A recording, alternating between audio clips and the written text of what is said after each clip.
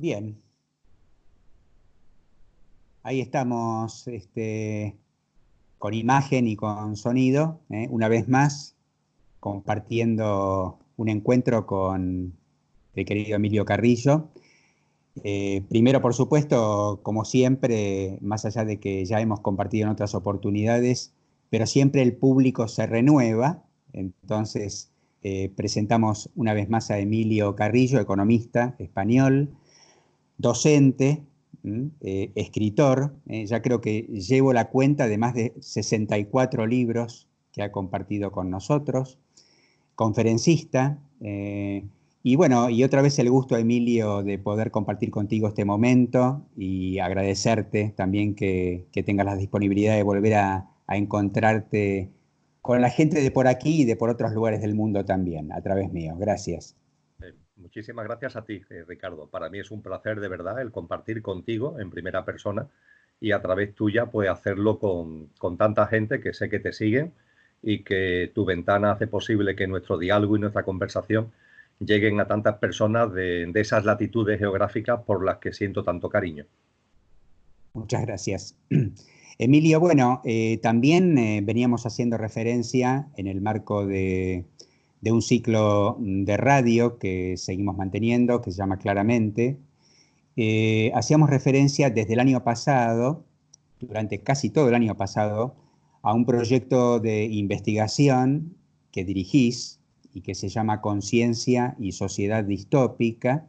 Hicimos referencia a el proceso que se estaba llevando a cabo dentro del marco de ese proyecto de investigación, y estamos en una instancia muy importante porque sé que se está imprimiendo en este momento, como parte de lo que estaba previsto en el marco de este proyecto, un libro que surge de una investigación a partir de artículos que han compartido numerosos escritores, muchos de ellos realmente célebres, y que están en el sitio www.sociedaddistópica.com. Allí pueden encontrar mucho de ese material, pero bueno, se ha conformado en este momento un libro que está a horas de ver la luz y que resume en gran parte lo que se ha compartido en ese sitio en formato libro. Y como estamos en vísperas de la publicación, Emilio, me parecía interesante volver a refrescar, si te parece bien, un poquito del sentido que tiene este libro, el sentido que tiene el proyecto en sí, más en estas horas tan álgidas que están sucediendo en el planeta, situaciones que nos tienen tan, pero tan atentos y preocupados y ocupados también. Y después poder avanzar, además de la introducción y de explicar un poco acerca de este proyecto y del libro en sí, avanzar un poquito más a lo que también ha sido una tarea tuya, además de dirigir el proyecto, que es escribir, además de la introducción del libro, una serie de preconclusiones. Así que bueno, te dejo a cargo, empezando un poquito por compartir acerca de la introducción y de cómo está este proyecto ahora. Muy bien, Ricardo. Bueno, lo primero que quiero hacer, antes te agradecía que abrieras esta ventana de comunicación, te quiero agradecer tu participación activísima en el proyecto. Posiblemente por tu modestia, no has hecho referencia en estas breves palabras acerca del proyecto y del libro, que tú participas muy activamente en el proyecto. Forma parte del equipo de expertos que se han encargado precisamente de ir sopesando, analizando, estudiando y reflexionando sobre los textos que se han ido recopilando durante mucho tiempo y que, como tú muy bien dices, están a disposición de todos los interesados en la web que acabas de compartir. Pero es que además de eso, no te has quedado ahí, sino que además de eso, tú eres coautor de ese libro del que vamos a hablar ahora y te has encargado de elaborar ni más ni menos que 2 capítulos tan enormemente importantes como el de cultura y educación por una parte y tecnologías por otra, que no son palabras menores. Así que mi más sincero agradecimiento por tu participación activa. Por otra parte, efectivamente, el libro verá la luz dentro de este mes de marzo. Hoy estamos, cuando tú y yo hacemos esta grabación, estamos a 12 de marzo y el libro estará en la calle dentro de 10 días, con lo que es un parto absolutamente inminente, muy cerquita del diálogo que estamos manteniendo. ¿Y quién nos iba a decir cuando empezamos a trabajar en este proyecto, que fue en el verano del año 2018, ya hace un año y medio, por tanto largo? ¿Quién nos iba a decir que en el momento de del primer fruto público, porque ahí está la web, ahí están todos los textos ya que se han ido recopilando, etcétera, pero el primer fruto público del proyecto se pensó siempre en este libro, ¿no? ¿Y quién nos iba a decir en ese verano del año 18 que cuando el libro saliera a la luz iba a ser en un contexto tan singular como el que estamos viviendo actualmente con el célebre coronavirus, con todo lo que ello está moviendo a nivel de todo el planeta, etcétera, etcétera, ¿no? Parece como si la providencia, en definitiva, hubiera puesto un marco de nacimiento del libro, que lo que está sucediendo y lo que refleja cualquier portada de cualquier periódico o la cabecera de cualquier informativo de radio o de televisión está hablando claramente de esa distopía, que es lo que nosotros intentamos analizar en el proyecto y en el libro. Dicho esto, el objetivo del proyecto es muy sencillo. Se ha hablado siempre de la utopía, de una humanidad ejemplar. Siempre ha habido personas, siempre ha habido movimientos sociales, políticos, etcétera, que se han motivado por lo utópico, por conseguir una humanidad maravillosa, una humanidad justa, una humanidad solidaria, una humanidad equilibrada, una humanidad armónica, una humanidad humana en sentido estricto, y una humanidad además en sintonía plena con toda la vida, con la naturaleza, con el planeta Tierra y con todos los seres que le habitan. Y frente a esa utopía, que el término se recuerda en la web, a los que entren en ella, en la introducción, en la web, se recuerda que parece que se debe a Tomás Moro, con el libro precisamente Utopía, que es el que se ha acuñado en castellano como esta palabra a la que estamos haciendo mención. Y en cambio la palabra distopía es el antónimo, es todo lo contrario. Es una humanidad injusta, insolidaria, manipulada, manipulable, alienada, etcétera, etcétera, etcétera. Esa es la distopía, todo lo contrario de la utopía. ¿Por qué nos interesamos en el proyecto de investigación Conciencia y Sociedad Distópica en la distopía? Porque empezamos a percibir que en muchos ámbitos la distopía está presente, que da la sensación de que en la cultura, en la educación o en las tecnologías, pero en política y en sociedad y en economía y en ecología y en medio ambiente y en salud, etcétera, también hay una serie de factores, una serie de hechos que nos llevan a reflexionar acerca de que la distopía también está ahí.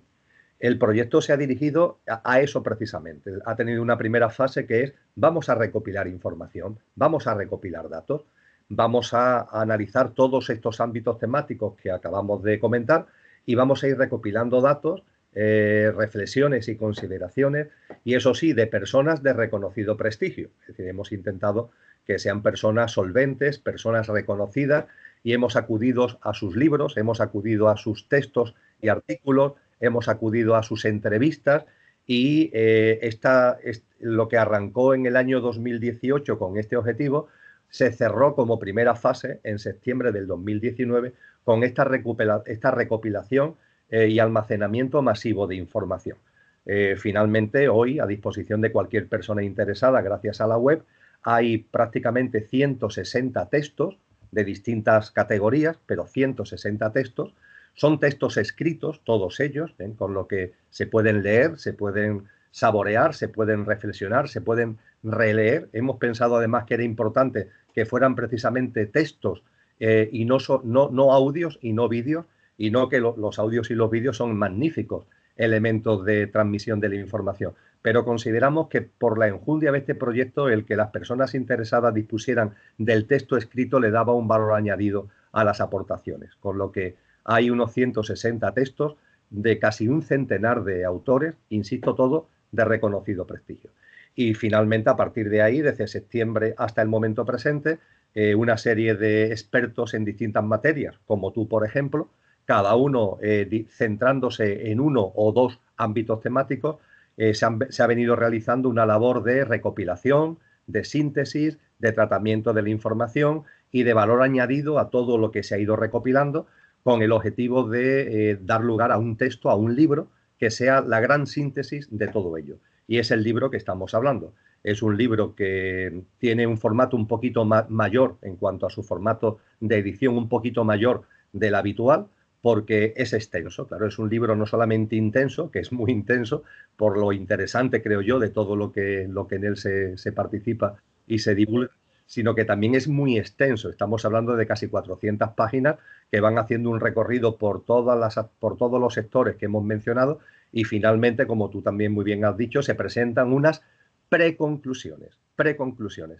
¿Por qué preconclusiones? Porque el proyecto sigue vivo. Es decir, nuestro objetivo es que con el libro en la calle se sigan fomentando su divulgación, se sigan fomentando los foros de análisis, de reflexión sobre todo lo que el libro divulga, sobre todo lo que el proyecto está poniendo de manifiesto, que todo este año 2020 sea precisamente un año de reflexión, de reconsideración.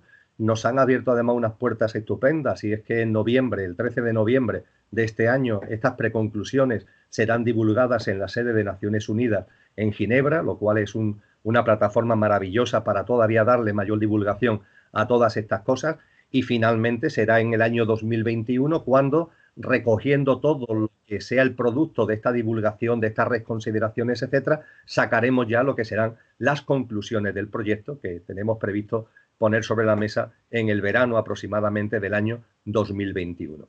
Así que es un proyecto que creo que está muy bien diseñado en cuanto a su ejecución, que está cumpliendo perfectamente los plazos de ejecución que nos habíamos dado. Y quiero terminar esta especie de breve introducción, Ricardo, recordando algo muy importante.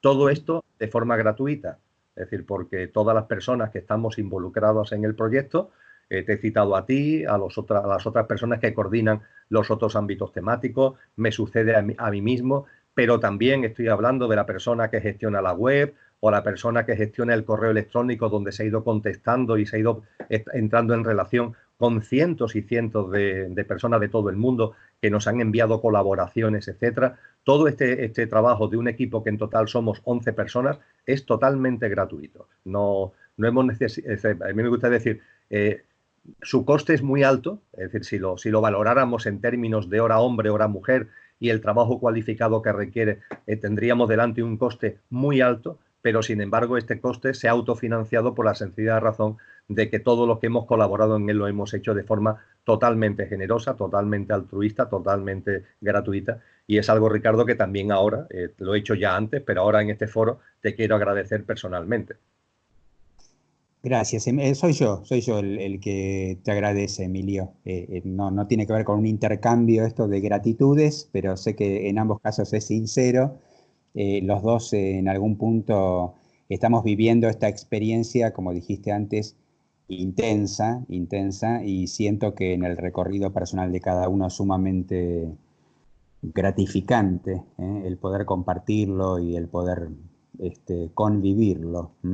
Así que bueno, vamos por más, por lo que, de hecho, la ventana de oportunidad que se nos abre, no solamente en Ginebra, la ventana de oportunidad que se nos abre día a día, siguiendo en esta observación, en este laboratorio que está sucediendo, como decías antes, ahora específicamente poniendo foco quizás en el tema de la salud y en lo que se está expandiendo supuestamente a través de versiones de toda índole de la distopía, a través de la tecnología, de la economía, de la salud, de la sociología, de la ecología, de la cultura misma también, ¿no? Como en todas las áreas que estamos compartiendo en este libro se está manifestando a través de esta experiencia puntual que es el coronavirus, pareciera como si nos estuvieran coronando con un virus en este momento, y seguimos también abriendo estas ventanas de oportunidad para seguir observando fenomenológicamente estos eventos, pero desde una perspectiva que realmente me parece mucho más interesante, Emilio, como para que nos pueda llevar a adentrarnos justamente cada vez más en esas preconclusiones. ¿Qué está pasando con esta humanidad? ¿Qué está pasando en este mundo en el que estamos conviviendo este tipo de experiencias que a veces hasta parecen desquiciantes, ¿no? Y desquiciadas? Y yendo un poquito más al punto de las preconclusiones, que es lo que estamos en este momento observando, ¿no? No podemos concluir nada por lo pronto, es como que la experiencia misma nos sigue aportando hasta que nosotros decidamos concluir, ¿no? Pero en principio estamos en estas preconclusiones y tal como las describiste y las escribiste en este libro al que hacemos referencia, Conciencia y Sociedad Distópica, estas preconclusiones están divididas en diferentes puntos. Me gustaría, Emilio, proponerte hoy hacer referencia específicamente al primero de estos puntos. Y es un punto con el que vos abrís estas preconclusiones y que refiere a la sociedad distópica como una realidad, como algo que sí, que ya estamos viviendo como una realidad, utilizando esa metáfora que utilizamos en diferentes oportunidades, en un huracán de magnitud aceleradamente creciente y que genera en la humanidad un proceso de decantación. Escucho, ¿cómo estás observando, incluyendo esta experiencia que está preocupando tanto a la gente y quienes nos pueden estar siguiendo ahora? Sí. Precisamente en el primer capítulo del libro, que se dedica a cultura y educación, que es el que tú has coordinado y te has responsabilizado de esa coordinación temática, en el primer capítulo del libro, como se habla de cultura, se toca un tema que es muy importante. La distopía, tradicionalmente, no pasaba de ser un género literario. De hecho, el término distopía se acuña de la mano de una serie de obras de ficción que dibujan una humanidad futura, posible, distópica, en absoluto ejemplar. Y hay obras grandiosas, algunas vienen de muy atrás, y como tú recoges muy bien en el primer capítulo, tú haces en el primer capítulo un recorrido por las principales obras, a mí me gusta destacar fundamentalmente tres, que creo que son muy conocidas. Un mundo feliz, de Aldous Huxley, 1984, de George Orwell, y Fahrenheit 451, de Roy Bradbury. Esas tres obras, ¿qué es lo que hacen? Pues nos dibujan un escenario futuro de una humanidad para salir corriendo, para entendernos, hablándolo de una forma muy coloquial. Y ha habido otras muchas obras. Tú recoges una muy anterior a todas estas, que es Nosotros, pero en fin, ha habido muchas obras. Entonces, durante mucho tiempo, la distopía ha sido un género literario. Pero hay un momento determinado que en la sociedad empiezan a ocurrir cosas, en la sociedad, en la economía, en la política, etcétera, etcétera, empiezan a ocurrir cosas que ponen de manifiesto, oye, que eso de género literario no, que esto no es ficción, que parece que de alguna forma esto está aterrizando ya entre nosotros y que no es algo por venir, es algo que parece que empieza a estar ya aquí. Eso es lo que motiva el proyecto, precisamente, como antes comentábamos, ese análisis para hacerlo con rigor, para hacerlo minuciosamente, para hacerlo con detalle y para hacerlo en definitiva con consciencia. Por eso se habla de consciencia y sociedad distópica. Es cierto que aquí está ya llegando la distopía, se está configurando entre nosotros ya una sociedad distópica con manifestaciones y plasmaciones en muchos ámbitos y en muchos terrenos. Pues bien, a la luz de los textos recogidos, a la luz de la investigación hasta ahora realizada, la primera preconclusión es que efectivamente la distopía está aquí entre nosotros. A mí personalmente, y a ti también me consta, nos encantaría que esa no fuera la conclusión. Es decir, nos encantaría que la conclusión fuera, no hombre, no, que va. Esto es que a veces suceden algunas cosas que nos pueden hacer pensar que esto va muy mal, pero no, la realidad es otra. Después ya viene otra circunstancia. Pero que va, cuando se analiza con ese rigor al que hacía referencia todo lo que está ocurriendo en todos los ámbitos temáticos que hemos citado a nivel mundial, la conclusión es que la distopía ya no dibuja un futuro posible, sino que habla del presente cierto, La distopía está aquí entre nosotros y está aquí entre nosotros en todos los ámbitos en los que nos movemos como ser humano y en los que nos movemos como la humanidad. En los distintos capítulos del libro que ya hemos citado, desde la cultura y la educación a las tecnologías, desde la política a cuestiones sociales y sociológicas, desde la salud a la economía, el medio ambiente y la ecología, e incluida la espiritualidad, que también hay un capítulo que se dedica a ello, la foto que nos encontramos, aunque nos gustaría que fuera de otra manera, la foto que nos encontramos es que la sociedad distópica se ha instalado en la humanidad actual. Y claro, podríamos repasar el libro entero, ¿no?, para poner de manifiesto la enorme cantidad de información y de datos que avalan esta primera preconclusión. Pero la primera preconclusión, desgraciadamente, cuando el libro se lee, no ha lugar a dudas, no ha lugar a dudas. La distopía, Ricardo, está aquí, se ha instalado a nivel global y es lo que preside y lo que rige a la humanidad actual. Y la humanidad actual, que de alguna forma está, por momentos pareciera que asistiendo, ¿no? Como si no fuera su realidad, como si fueran testigos de privilegio de esta experiencia. La humanidad actual, sin embargo, se halla inmersa en esta experiencia distópica, en este huracán al que estábamos refiriendo. Y en estas preconclusiones también, Emilio, haces referencia justamente a algo que tiene que ver con la conducta, ¿no? Con cómo observamos que se comporta, cuál es la conducta del humano, cuáles son las conductas del humano, qué es lo que entrega el humano en una circunstancia distópica. A lo mejor hago nuevamente referencia a esta que estamos viviendo en este momento, porque es global, porque tiene que ver con la salud, porque tiene que ver con esa ficción de la que hablabas hace unos minutos, que ya dejó de ser una ficción, ya no es había una vez, es habrá una vez. Pareciera como que lo que está sucediendo en este momento en la ficción se describía como que el mundo va a vivir en un estado de captura, como si estuviera en un toque de queda o en un estado de sitio, y la movilidad va a ser dificultosa, y va a haber que pedir permiso para moverse, y las decisiones van a ser decisiones un tanto esquizofrénicas también, porque no van a ser congruentes, ni consecuentes, ni coherentes con una realidad dirigida a lo utópico. ¿Cómo observamos en este momento, porque está dentro de estas preconclusiones en este punto, la conducta? ¿Cómo se está comportando en este momento el humano? Ricardo, perdona, parece que ha habido un problema de conexión. ¿Sí? Decía por último, ¿cómo se está comportando? Eso, perfectamente. Bien, te había oído salvo la parte final. Lo primero que empieza uno a percibir cuando se da cuenta que la distopía se ha instalado en la humanidad es que esa instalación de la distopía no es casual, no es fruto de la casualidad. Son muchos los datos de que hay una especie de mano, a veces invisible, a veces más visible, que está detrás de todos estos acontecimientos, de todas estas tendencias y de todos estos hechos que calificamos de distópicos.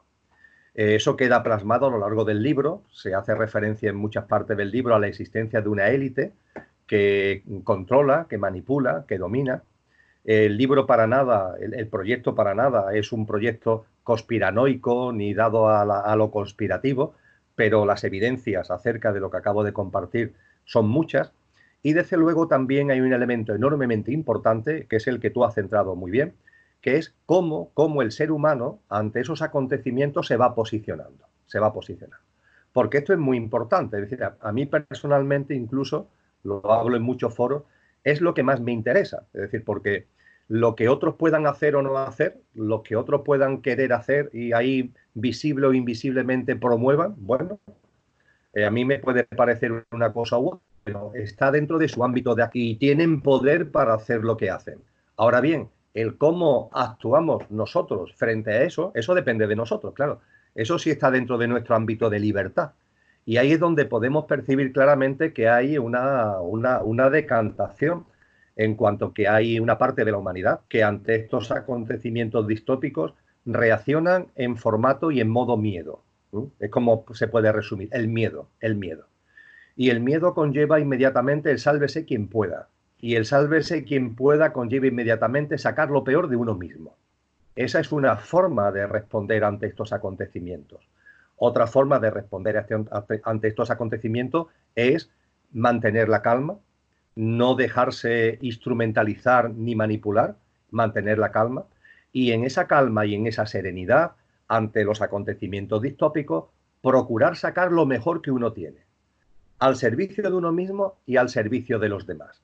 Claro, estas dos formas de reaccionar ante lo mismo estas dos formas de actuar ante lo mismo son entre sí enormemente diferentes, pero son muy visibles cuando analizamos determinados acontecimientos distópicos que están ante nosotros.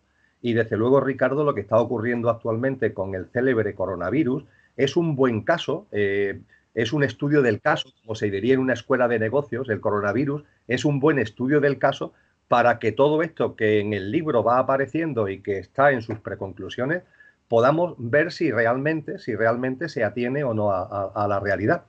Y efectivamente vemos que con el tema del coronavirus, la sociedad, el ser humano, se está posicionando o bien en el miedo y a partir de ahí en posiciones egoicas y egocéntricas que tienen que ver conmigo y los demás que se va a hacer, porque aquí lo importante soy yo o yo y los míos, mis seres queridos, mi familia, etcétera.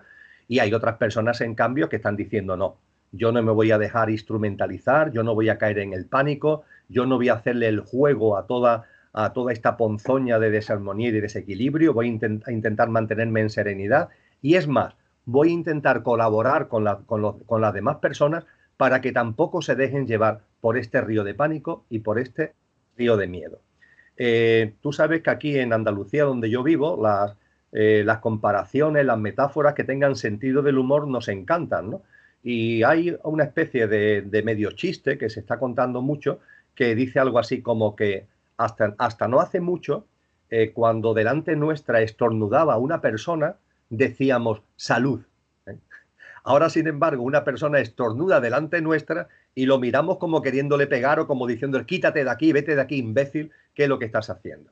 Fíjate el giro, ¿no? El giro, ¿no? De esta cosa que sale de dentro a una persona que estornuda, oye, salud, ¿no? Este buen deseo que sale de nosotros, ese sería el Dr. Jekyll, por decirlo de alguna forma, al Mr. Hyde. El Mr. Hyde que casi saca un puñal y quítate de aquí, idiota, que me vas a contaminar, que me vas a contagiar y que me vas a poner en riesgo mi vida, ¿no? Es una metáfora muy, muy ilustrativa. Entonces yo creo que ante los acontecimientos distópicos es bastante evidente, y el estudio del caso del coronavirus lo está poniendo de manifiesto, es bastante evidente que se produce una decantación. Una decantación que conlleva, en primer lugar, lo que acabamos de compartir, Ricardo, el sacar lo peor de uno mismo o sacar lo mejor de uno mismo.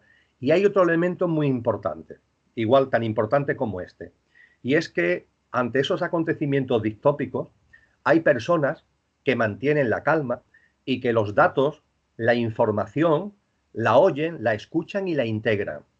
Es decir, por ejemplo, ante datos de enfermedad, bueno, pues hay personas que hacen comparaciones y dicen, bueno, vamos a ver, vale, esta gripe está ocasionando tantos enfermos y tantos fallecidos, pero la gripe normal de todos los años ocasiona tantos enfermos y tantos fallecidos. Y claro, lo ponemos en blanco sobre negro y por lo menos por ahora el pánico no tiene ningún sentido. En España, en el año 2019, por la gripe normal, entre comillas, hubo cientos de miles de afectados, cuando ahora por el coronavirus hay unos pocos miles. Fallecidos hubo 4.200, cuando ahora hay unas pocas decenas. Entonces, hay personas que ante esos datos tienen la serenidad como para verlos, como para integrarlos, y eso además le aporta una calma, si ya la tenían, si esa serenidad ya la tenían. Sin embargo, hay otras personas que por el miedo y el pánico precisamente son los ciegos peores, que son los que no quieren ver. Ya puedes poner argumentos absolutamente objetivos sobre la mesa que no, el pánico y el miedo le pueden. Cualquier argumento, cualquier razón, cualquier consideración de sentido común no son capaces de computarla. Esto también se está viendo, Ricardo. Creo que esto se puede ver en muchas facetas. Aquí en el caso de España, que como sabes, después de Italia, en el ámbito europeo, es donde todo esto del coronavirus está teniendo una mayor incidencia. Aquí en el caso de España es extremadamente evidente. Yo vivo en una ciudad como Sevilla, donde hasta ahora solamente ha habido 52 casos de coronavirus, cuando hace unos meses había miles de sevillanos y de sevillanas que tenían gripe, ¿no? Bueno, pues cuando uno comparte esto, el pánico y el miedo hace que haya personas que esto no lo quieren ver. Y ya le puedes poner cualquier tipo de argumento que va dirigido a su tranquilidad, que va dirigido a que no empiecen a comprar desabasteciendo los establecimientos, a que no se escondan en su casa viendo al vecino como una amenaza que lo puede contagiar en cualquier momento, cuando vamos entrando en definitiva en posicionamientos y actitudes claramente distópicas, pero con relación a nosotros mismos, ¿no? Pues bien, no, es como si no vieran, ¿no? Como si no vieran. Y desde luego, y por último, sentado a las dos premisas fundamentales de cómo esto afecta, el sacar lo mejor o el sacar lo peor de uno mismo, o el tener capacidad, mantener la calma y la serenidad para ver, o el dejar de ver, el peor ciego que es el que no quiere ver. Desde luego, este caso del coronavirus del que estamos hablando, Ricardo, es que tiene además el elemento curioso de que, no sé si te ha llegado la información, pero ha corrido mucho en Internet porque es cierta. Yo he comprobado que no es una fake news, es una realidad, de que es un argumento de novela distópica. Es una novela norteamericana, de un autor norteamericano del año 1981, donde se narra precisamente que en un laboratorio de la localidad china de Yuan se escapa un virus que provoca una pandemia a nivel mundial. O sea que hablábamos antes de cómo la ficción, la literatura de ficción distópica se ha convertido en realidad, ¿verdad? Pues bueno, el coronavirus, perdona que me ría ante un tema tan serio, pero el coronavirus es que lo ha puesto perfectamente de manifiesto. Sí, sí, es que la realidad supera la ficción, finalmente. Porque la ficción, bueno, no deja de ser una novela de autor, y cuando ya la realidad se convierte esa ficción en algo experienciable, bueno, supera la ficción, la mejora incluso. Me hiciste acordar recién, días pasados, seguramente conoces a esos personajes de historieta, Asterix y Obelix, unos Claro. personajes de historieta, Asterix, y vi un fotograma de una historieta de hace muchos años, de Asterix, en donde huyen los galos, huyen de la invasión romana porque traen el coronavirus. ¿Mm? Y esto está escrito en una historieta de Asterix para niños. Entonces, cómo el sistema también se está valiendo de las ficciones, o del humor, o de las historietas, atentos, porque en esto último que estabas compartiendo, Emilio, Sí. finalmente lo que termino observando es que, como también creo que se comparte en el libro, nosotros tenemos una puerta de entrada a la colonización, ¿m? A la pérdida de nuestra libertad. Y creo que la distopía está vinculada directamente con la pérdida de la libertad, con el dejar de elegir, el vernos sometidos. Y esa puerta de entrada, indudablemente, es nuestra mente. Entonces, cuando dejamos que lo mediático, la tecnología, las fake news, todo lo que el sistema en este momento nos está proponiendo de una manera tan agresiva y de una manera tan por acumulación, casi como que, es como que yo ya me encuentro por la calle con personas y les pido, por favor, no me hablen del coronavirus. No me mencionen acerca del miedo que tiene tal o cual persona, como que ya necesito bajar la persiana y no entrar en esa frecuencia, no entrar en esa dimensión, porque justamente esa es la puerta de entrada al miedo, ese ruido, ¿no? Y acá también me parecía interesante preguntarte, Emilio, quizás para concluir con esta parte de las preconclusiones, algo que vos también compartías y que tiene que ver con la conciencia como fenómeno y las dos polaridades, ¿m? Que conforman el fenómeno conciencia, utopía y distopía. ¿M? Así como para la temperatura sería el frío o el calor. ¿Ok?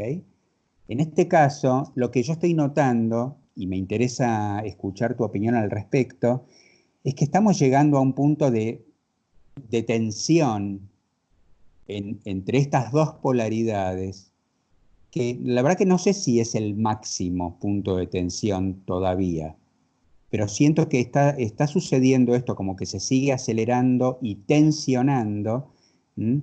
En este fenómeno de la conciencia, esta tensión que está sucediendo cada vez de manera más explícita entre lo utópico, lo que vos antes explicaste, que es poder entregar lo mejor de nosotros, y lo distópico, que es estar entregando justamente lo indeseable, ¿no? Lo que surge desde lo más profundo de nuestro egoísmo. ¿Cómo estás observando este fenómeno, el de la conciencia, en términos de tensión en este momento?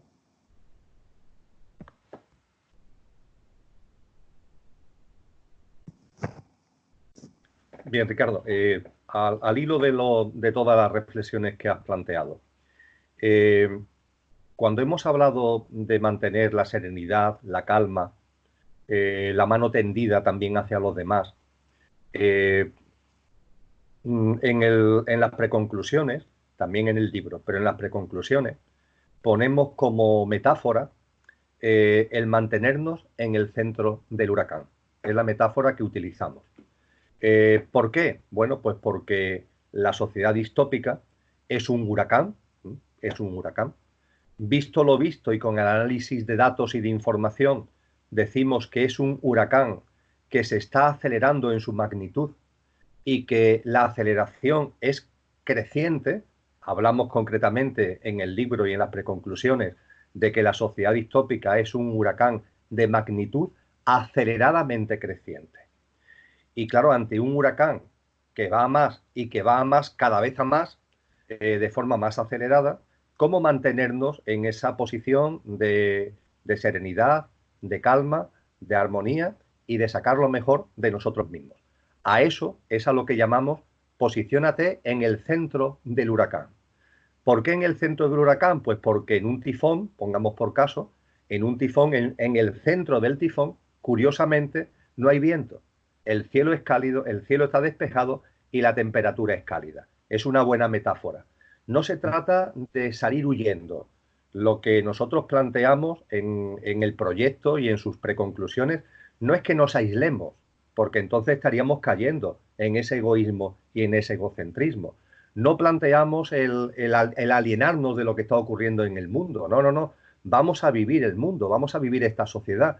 Ahora bien, no nos vamos a ir del huracán. Lo que sí hacemos es situarnos en el centro del huracán. No huimos del huracán, sino que nos situamos en el centro del huracán. Y desde ahí se tiende la mano a los demás, desde esa conexión y esa armonía interior. Pues bien, cuando esto avanzamos en ello, cuando queremos avanzar en ello, la reflexión que tú has sacado del proyecto, y te agradezco que lo hagas, es muy importante porque contribuye a tener esa conexión con uno mismo, contribuye a tener esa serenidad y esa calma que nos sitúa en el centro del huracán. Me refiero al hecho de que, obviamente, junto con la distopía, que está aquí, no vamos a insistir más sobre ello, también hay una utopía. Es decir, en tu corazón y en el mío hay un anhelo de una sociedad no distópica, sino una sociedad y una humanidad ejemplar. Y somos muchísimos millones de seres humanos, lo que diariamente, unos en un escenario, otros en otro escenario, uno con mayor intensidad, otro con menor intensidad, cada uno en el ámbito y en el foro que puede, estamos o queremos poner el granito de arena que está a nuestro alcance en pro de esa humanidad que realmente sea fraternal, que sea solidaria, que sea cooperante, donde todos los seres humanos entre nosotros nos vemos con esa relación de miembros de una misma especie, pero que además nos abrimos a la naturaleza, que además vamos percibiendo esa simbiosis que hay con todas las formas de vida del planeta y con el planeta mismo, etcétera, etcétera, etcétera. Con lo que no es objetivo de este proyecto, la utopía, pero sí tenemos que decir categóricamente que junto a la sociedad distópica y la humanidad distópica también hay componentes en esta humanidad que son utópicos. Y esto plantea o nos lleva a lo que tú has planteado, la polaridad, los famosos pares de opuestos. Los pares de opuestos ciertamente son muy diferentes entre sí, pero forman parte de un mismo fenómeno. Todos los pares de opuestos tienen esta misma singularidad, que son muy diferentes entre sí, pero forman parte del mismo fenómeno. Fíjate que en castellano, aquí por lo menos en España, mis abuelos utilizaban una máxima que esto lo viene a reflejar, que dicen que los opuestos, que los extremos se tocan, que los opuestos se tocan, que los extremos se tocan.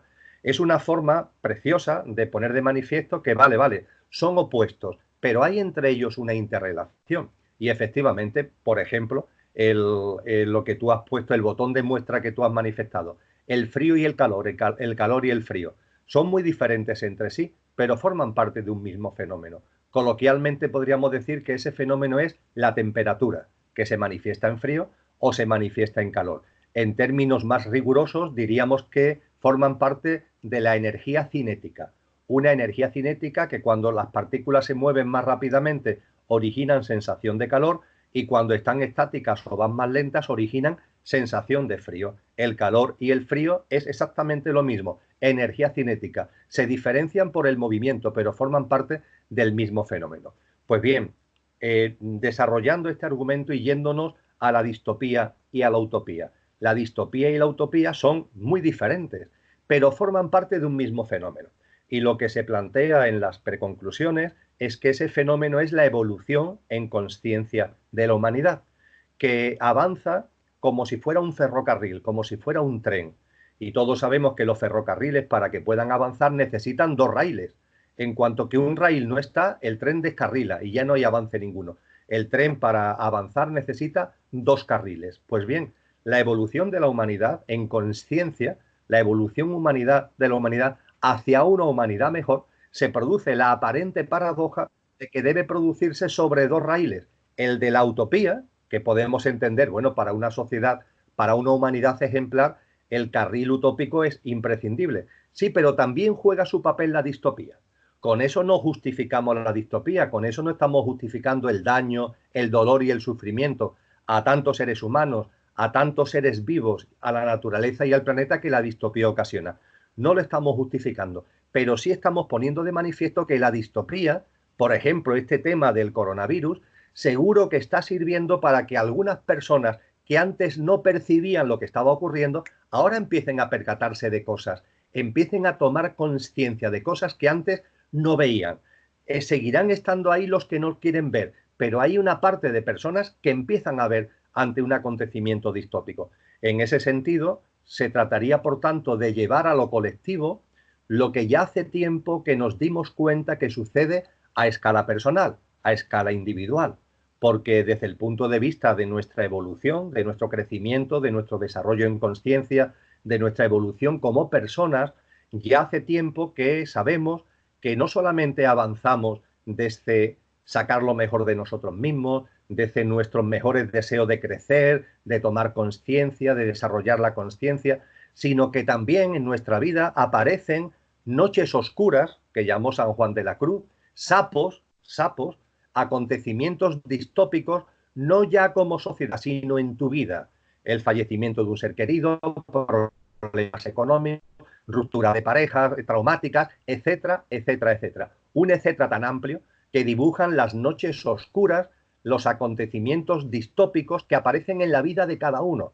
Y creo que hemos aprendido la gran razón que tenía San Juan de la Cruz y otros muchos maestros cuando hablaban de estas noches oscuras y decían algo así como, oh noche que guiaste, oh noche amable más que alborada, ¿no? Veían que la noche juega su papel. Pues bien, lo que estamos percibiendo, y es una de las preconclusiones, yo diría que más importantes de nuestro proyecto, es que efectivamente la distopía y la utopía tienen un papel ambas en el devenir evolutivo de la humanidad y que lo mismo que sucede a nivel personal, individual, sucede a nivel social y colectivo y que la distopía y la utopía, la sociedad distópica y la utopía que tantos seres humanos albergamos en nuestro corazón y queremos llevar a la acción, son los dos raíles sobre los que avanza la sociedad, la humanidad, hacia una humanidad claramente ejemplar y una humanidad claramente mejor.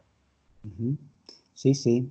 Y de ahí que, bueno, el traer estas polaridades, ¿no? También nos trae la oportunidad de observar paradigmáticamente en qué riel me ubico, dónde estoy yo en mi día a día, en mi cotidiano, en mis vínculos, en los pequeños gestos, ¿no es cierto? Esa es la oportunidad que también sucede cuando tan fuertemente se exponen estas polaridades. Hoy por la mañana en la radio compartí con un artista plástico sumamente talentoso, que se llama Pablo Bernasconi, una frase de Tomás de Kempis, que tiene que ver con la metáfora del huracán. Tomás de Kempis dijo: la serenidad no es estar a salvo de la tormenta, sino encontrar la paz en medio de ella. Perfecto, lo resume perfectamente. Sí, sí. Y al mismo tiempo,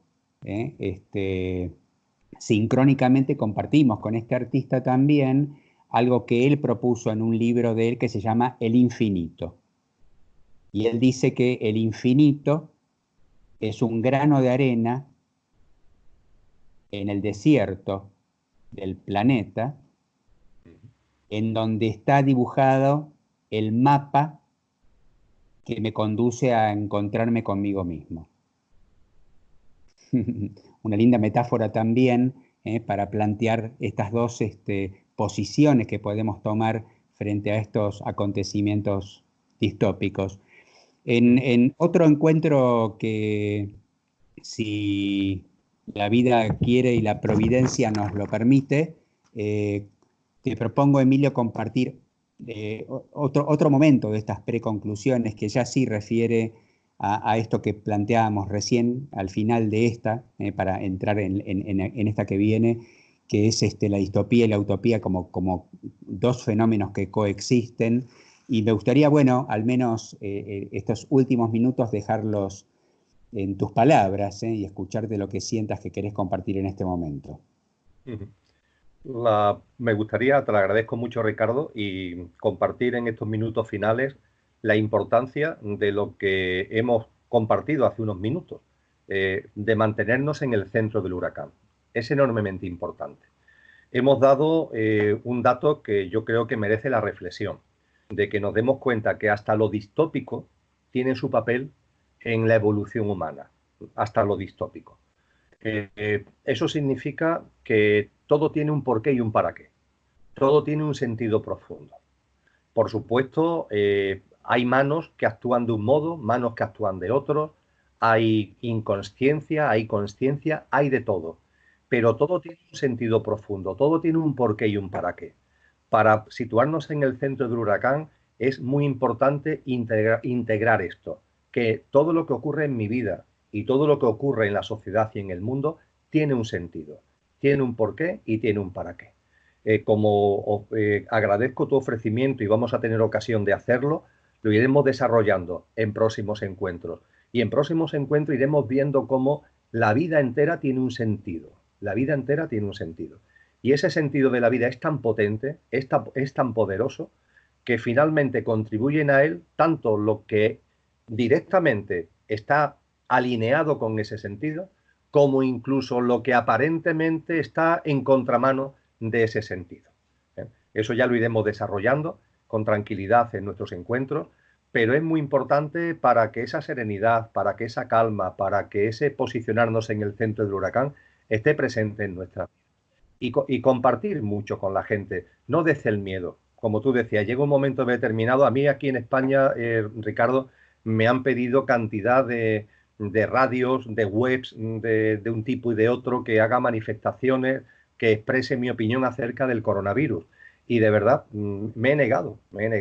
Lo hablamos aquí porque es un contexto totalmente distinto, ¿no? Pero me he negado porque entiendo que es contribuir a más de lo mismo, ¿no? Lo único que he hecho, y tú lo sabes, es recuperar unos escritos que elaboré en el verano del año 2009, hace pronto hará 11 años, y que siguen siendo absolutamente válidos. Curiosamente, en aquellos tiempos no era el coronavirus, era que la gripe aviar y la gripe porcina y la gripe A y la gripe B, porque esto se repite, y las vacas locas, todo esto se repite, y la manipulación y el meter miedo, todo esto se repite. Ahora posiblemente porque cada vez es así, con mayor intensidad. Ahora con mayor intensidad, porque parece como si cada nueva tanda de lo mismo se hiciera con una mayor distopía, provocando mayores distorsiones. Pero el telón de fondo sigue siendo exactamente lo mismo. Entonces, cuando esto lo comprendemos, sirve para tener un mayor conocimiento de la realidad que nos rodea, y también nos debe servir para irnos percibiendo a nosotros mismos y cómo vivimos, como tú muy bien dices, cómo vivimos nuestro día a día. Podemos percibir que en nuestro día a día hay todavía algunos elementos distópicos, pues bien, lo aceptamos, los que haya, e intentamos seguir avanzando para que en la medida de lo posible vaya apareciendo poco a poco, es lo mejor para nosotros y es lo mejor para la humanidad en su conjunto, lo mejor de nosotros mismos. Gracias, Emilio, y nos estamos reencontrando próximamente. Muchas Ahora gracias. nosotros seguimos un poquitito más por privado y bueno, de aquí nos despedimos con todos quienes sigan y estén siguiendo este encuentro. Muchísimas gracias.